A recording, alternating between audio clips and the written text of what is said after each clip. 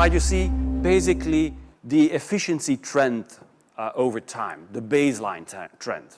Because don't get me wrong, the research is ongoing in terms of making networks more energy efficient. But if we do just business as usual, you see the evolution. That's the baseline trend at the bottom.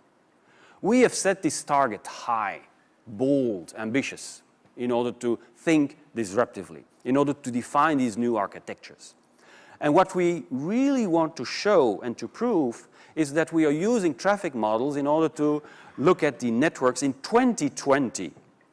And we will demonstrate these technologies in 2015. So that's what we really want to do. And we are pretty unique in that. Because let's be honest, we have a lot of green initiatives. A lot. But this one is unique because it looks at the technology. And what we try to do is we then link with all of the other consortia and lobbying institutes and policymakers and regulators and the like, because we can provide what's really feasible. So why do we talk about network energy efficiency?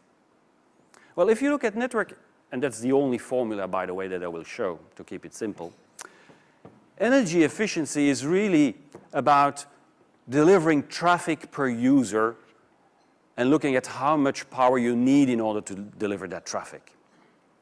So, what we try to do is increase network efficiency.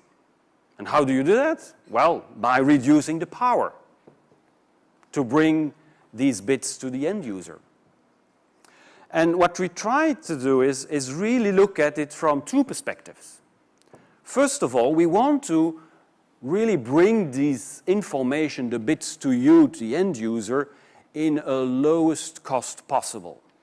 Because if we can reduce the energy consumption, your utility bill will be lower, and hence the operational expenditure will be lower. So it's reducing cost.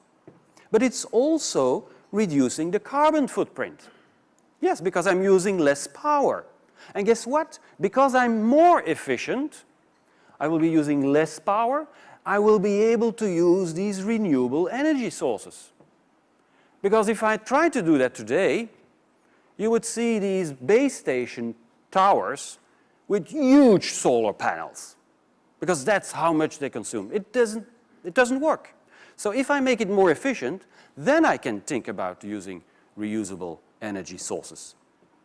But if I do that, I will also be able to really provide more services, greener services. So you see, the play I'm performing here is both an economic and an environmental play. Because we were discussing this morning at the table, just an environment play doesn't work. You need to do the both, environmental and economical. So where are we? Well, actually, we are 2 years into this now, and we have lots of research activities ongoing.